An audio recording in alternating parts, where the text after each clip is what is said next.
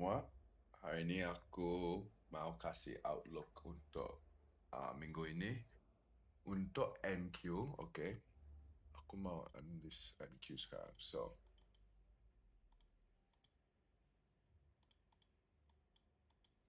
kalau kita di dalam weekly chart, kita adalah dari minggu lalu high-nya dan low-nya ya guys. So, setiap hari, setiap kali kamu bikin top-down analysis kayak saya sekarang, aku mau Anda ke dalam charts, tapi ke weekly chart ya, sebelum kamu ke hourly dan yang 15 menit atau smaller time frames, aku mau Anda zoom out, okay, dulu, dan pakai yang higher time frame ya guys. So, di sini kita ada weekly.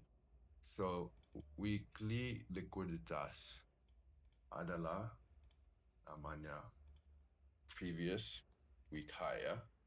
So, previous week high dan previous week low. Previous week low, previous week high. So, di dalam previous week high dan previous week low, kita dapat daily low and high ya. Karena sekarang aku di dalam daily time frame guys. Di bawah sini Anda bisa lihat D untuk daily. So, previous week high / Jumat ya, highs. And previous week low, Tuesday low. Tuesday low of the week. Ya, di dalam fair value gap. So,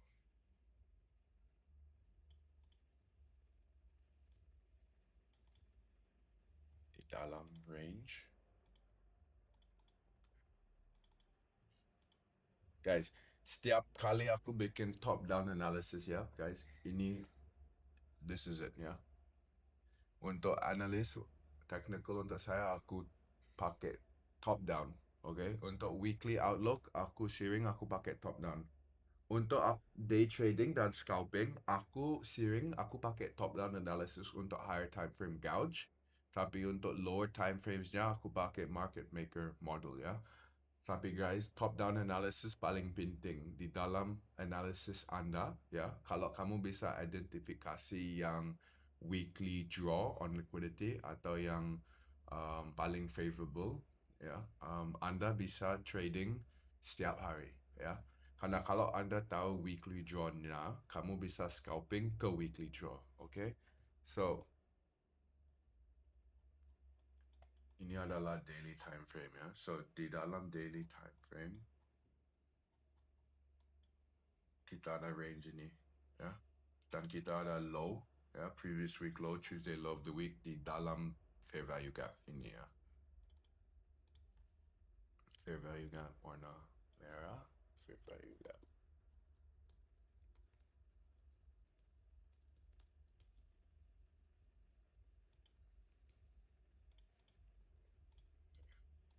Habis daily time frame, aku ke 4 jam ya. Di dalam 4 jam, aku mau identifikasi yang original ORG, original range gap ya. Ini adalah ORG. ORG aka ya, new week opening gap. Di sini kita dapat new week opening gap yang lebar ya. So kapan lebar kayak gini atau wide ya guys. Ada banyak volume imbalance di dalam sini. Kita bisa antisipasi price action bagus ya. Karena kalau kita lihat di sini ya, new week opening gap dari minggu lalu, ini adalah 77 pips ya. 77. So, kalau itu adalah already ini adalah range imbalance yang wide ya, atau lebar. So, kalau kita mau lihat yang range imbalance hari ini, kita dapat 72 and this is 77. So, kita bisa antisipasi minggu ini kita dapat price action kayak minggu lalu ya. Price action minggu lalu agak bagus sih, karena ini dari low-nya ke high-nya itu adalah hampir 3% ya, 3%. Wow, that's a lot. 600 kira ya, 700 handle. Itu adalah swing trade bagus ya kalau Anda bikin intraday. Tapi going back, maaf guys kalau suaraku agak lemas karena aku masih sakit. Aduh, banyak teman-teman saya sakit juga di Bali ini. Ada flu going around, I think. Tapi ya, new week opening gap. Nih, new week aku tulis new week opening gap low. Dan new week opening gap high. New week opening gap high.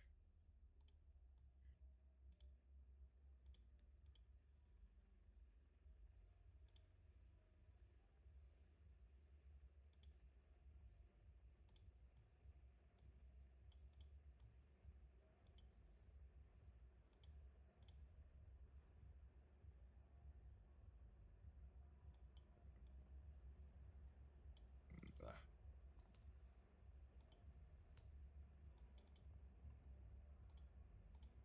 aku bikin yang ini sekarang karena aku mau lihat 50%.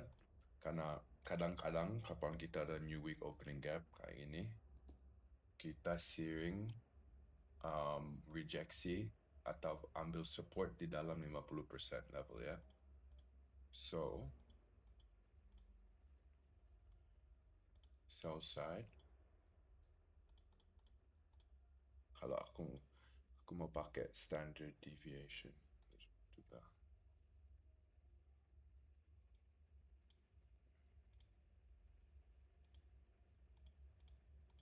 Guys, besok atau minggu ini aku mau kasih contoh gimana aku pakai standard deviation untuk price target ya dan price level. So, aku masih bullish ya, minggu ini aku masih bullish. Where is that ES? Okay. Minggu ini aku masih bullish, tapi aku mau lihat kita trading ke dalam new week opening gap ya. Kalau kita misalnya kalau kita ambil support ya di dalam zona ini, kita bisa ambil standard deviation level minus 2,5 sebelum kita naik ke minus 3 ya. So, untuk buy side trade, ini adalah target saya pertama. Kalau kita bisa ambil support di dalam zona merah ini. Kenapa aku tulisan zona merah ini? Karena kalau Anda ambil Fibonacci, ya, premium and discount, kalau kita bullish sekali guys, kita tidak harus kembali ke dalam discount ya. Kalau kita emang bullish sekali, guys, kapan kita ada imbalance, kamu bisa tulisan ya range-nya. Kalau kita ambil support di upper quadrant ya, upper quadrant di sini, itu adalah signal kita bullish sekali. Kalau kita jatuh ya dan kita ada candle tutup di dalam midpoint ini ya, kalau midpoint ini ya kalau kita tutup di bawah midpoint ini kita ambil sell side level ya. Yang pertama adalah relative equal lows, SMT lows juga. Sebelum kita ambil range low ya, range low-nya guys before tadi aku tulis adalah previous week low, Tuesday low of the week ya. So ini adalah. So, kalau kita tidak bisa ambil support di sini, kita akan ambil previous week lows. Sebelum kita ambil previous week low, kita ambil sell side dan aku lihat ini ya, return. Tapi aku lebih suka buy side trade ya. Weekly open.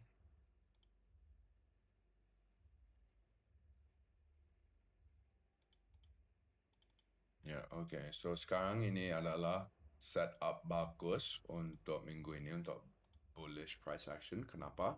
Karena sekarang kita trading di bawah weekly opening, kita masih di atas new week opening gap. Tapi kalau kita ada healthy price action ya, kalau kita akan ke buy side level healthy atau sehat, kita mau lihat price actionnya kembali ke dalam discount di dalam range sebelum kita bisa naik lagi ya. Kapan aku bilang range, guys, aku nggak lihat range yang terbesar ini, tapi aku lihat most recent range ya. Kapan aku lihat range-nya, aku di dalam time frame 1 jam ya. So ini adalah range saya. Kenapa? Karena kita ada low sebelum yang explosive move ke atas dan kita ada high. So ini adalah range saya ya. So aku mau lihat kayak gini. Kalau kita bullish di dalam NQ minggu ini aku melihat ini boom boom boom boom cepat. Kalau bearish ya kayak gini langsung jatuh. Kenapa langsung jatuh? Karena ini adalah high resistance liquidity run ya. And sekarang kita harus ada low resistance liquidity run untuk balance kalau kita ke sell side level ya. Tapi aku lebih suka buy side trade. Tapi di dalam minggu ini kalau aku ada kayak indication kita mau jatuh, aku nanti bilang oke, aku lebih suka sell side trade. Ya. So guys, kalau kita lihat ES sama sih. So all the same untuk ES. Untuk ES aku mau monitor zona ini ya. Aku juga mau tulisan Fibonacci ya guys. So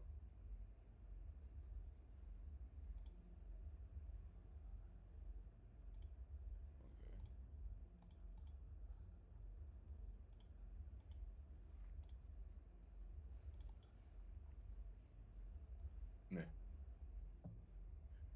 Yang price level untuk ES aku mau Anda monitor minggu ini adalah ini di dalam Fibonacci ya. Kalau kita bisa ambil support di zona ini, kita akan ke atas. Tapi kalau kita jatuh lagi untuk ES ya, mungkin ke sini, nanti kita bisa lihat SMT kalau NQ tidak jatuh. Itu adalah scenario paling aku suka untuk ES ya. Kalau kita jatuh lebih dari NQ, kenapa? Nanti itu adalah signal SMT ya, Smart Money Trap, Smart Money Time itu ya. So, that now aku mau lihat EU, wow. NG, wow, okay.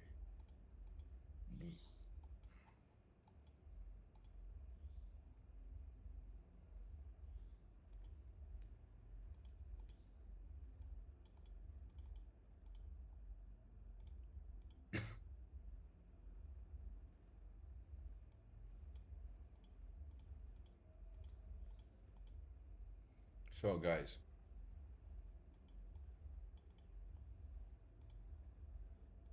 kayaknya ya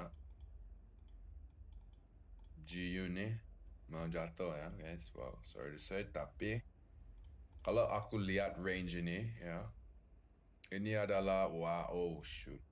Ini ini adalah market maker designated market maker entry. Okay? Meaning original consolidation, manipulasi, dan sekarang kita dapat distribusi ke dalam level ini. Kalau kita tidak bisa ambil support sekarang dan ke atas, aku lebih suka sell side trade untuk GU. Kenapa? Karena guys, lihat ini ya. Look, kita ada accumulation, manipulation, dan sekarang kita dapat distribusi. Kalau Anda lihat ya, ini adalah fair value gap yang aku mau tulis sekarang daily IFPG. Ini fair value gap aku monitor ya. Misalnya minggu lalu kalau kita adalah dapat support di dalam inversion fair value gap ini, aku akan bullish, tapi kita invert ya, kita kembali ke dalam range-nya dan kita bounce off the 50%, wick the 50%. Itu adalah manipulasi nih smart money di dalam market ini sekarang ya guys. Kapan smart money di dalam market ini, kalau Anda tahu kemana gimana trading ya smart money concepts, ya silakan masuk. Tapi kalau kamu masih belajar sekarang, guys, aku suggest untuk GU stay out and don't catch the low. Lihat, GU rejects. Oke, kembali ke dalam. John likuiditas. Oke, so sekarang aku mau monitor di dalam weekly fair value gap. Relative equal lows. Yeah, guys, I think untuk GU it's a wrap ya. GU mau ke bawah lagi. Aku nggak trading GU ya. Aku nggak suka GU. Untuk forex, guys, aku paling suka EU. Kalau GU Japanese yen dan Swiss francs atau NZD atau AUD aku nggak suka. Why? Karena ya, it's apa namanya? Nggak ada terlalu banyak manipulasi. Kenapa? Karena ini adalah central banks repricing. Kalau NQ itu adalah institusinya yang ada, uang. Institutions is the one who pushes the market. Ya. Sekarang EU, aku mau lihat bounce.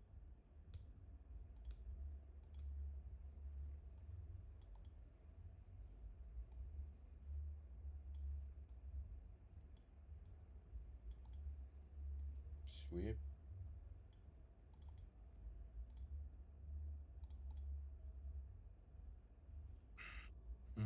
GU sih lebih nggak jelas. EU, sorry. Kenapa EU nggak terlalu jelas? Karena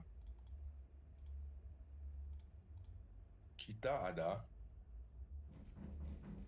relative equal highs di sini. Tapi kita juga ada relative equal lows. So, sekarang aku mau monitor. Kalau kita bisa ambil support di dalam daily fair value gap ini dan sweep, ya, aku akan yakin kita bisa kembali ke atas untuk ambil buy side level. Tapi kalau kita tidak bisa ambil support di sini, level zona ini, kita akan nanti invert ya, yang daily fair value gap dan FVG ini sebelum kita ambil sell side, dan mungkin worst case scenario kita bisa ambil sell side di dalam fair value gap ini. Aku masih monitor dan aku mau lihat apa Powell ada bilang untuk minggu ini di dalam FOMC. Okay? Top left. So, EU, kalau kita ambil support di dalam daily fair value gap ini, ya, kita ambil buy side. Kalau kita invert, kita ambil sell side, ya. Aku masih tunggu. Aku nggak ada bias sekarang. Aku masih tunggu dan dengar Powell. Sebelum Powell bicara, aku nggak ada draw jelas, ya, guys. Dan kita trading di bawah opening range gap. Bitcoin dan gold. Where are you, gold?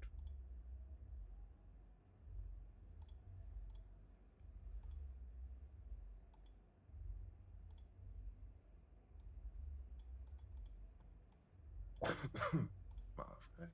Ya, wow, gold.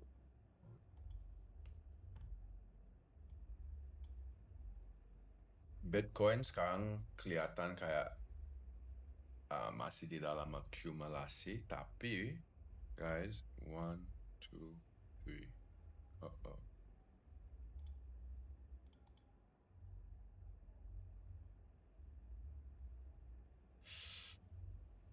Ini adalah 3 pattern drive ya. 3 pattern drive nggak terlalu bagus. Kenapa? Karena 3 pattern drive bisa bawain market ke bawah. Tapi guys, kenapa aku masih bullish di dalam Bitcoin kalau kita technically speaking? Karena kita ada high, relative equal high, 1, 2, 3 di dalam fair value gap ini, ya. So, aku mau lihat Bitcoin ambil support mungkin di dalam zona ini.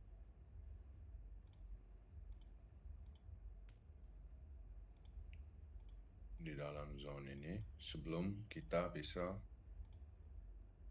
kembali ke atas. Kalau price tutup di bawah fair value gap ini, nanti aku yakin aku mau reevaluate Bitcoin ya. Mungkin kita bisa dapat koreksi lebih ke bawah mungkin di dalam zona ini.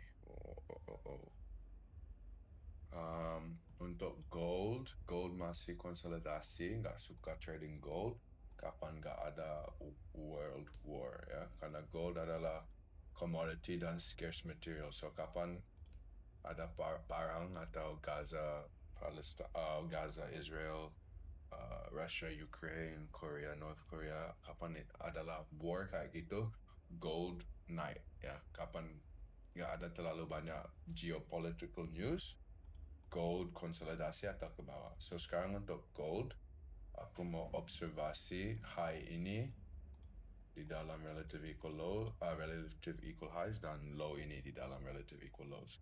So kita ada back and forth action sebelum until we can break one of these levels ya.